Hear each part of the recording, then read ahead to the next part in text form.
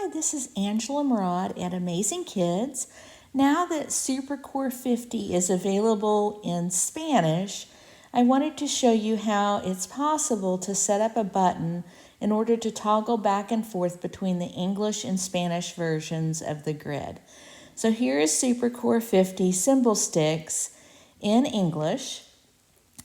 I was looking for a spot that I can consistently go to have a button to toggle back and forth, and I decided upon the spelling page. Up right underneath the jump home button is where I added my Spanish button. And so I go here, edit grids, and then I'm going to tap, edit cell. And so the button action that I used is change grid set, and SuperCore linked it to SuperCore. I'm going to show you how I did that over in the button next to it so you can see the steps. So that's what will show up. Tap Show More. And the easiest way is to type in what you're looking for. So change grid. And so you'll tap on that change grid set. And then tap select.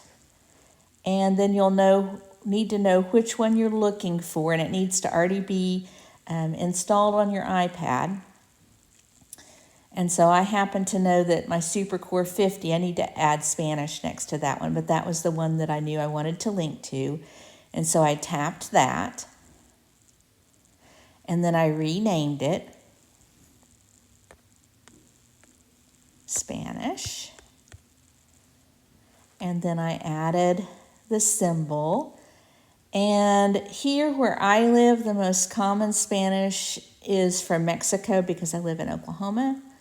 And so I put in Mexico to look for the flag.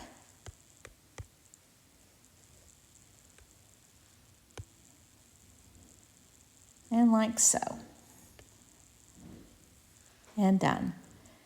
So I don't need two of those buttons, so I'm going to go ahead and undo that so I don't have a duplicate. And then I'm going to tap Finish Editing. And so now, when you tap on that Spanish button, it takes you over to the Spanish version of SuperCore 50. Now in the same spot, under the keyboards, I created a button to go back to English.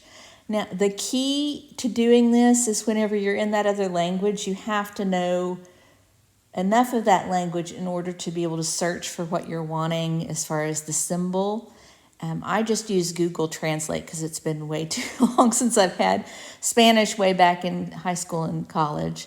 And I chose to have this QWERTY keyboard to match what I was using in English, but you have other options. You could pick any of the other keyboard options. So I'm going to go back, and now when I tap English, it jumps straight back. As far as I could tell, though, when you do that, it clears out the message window. So at this point in time, there is not a way to do true code switching where you would create a mix of two languages in one sentence and then have it spoken.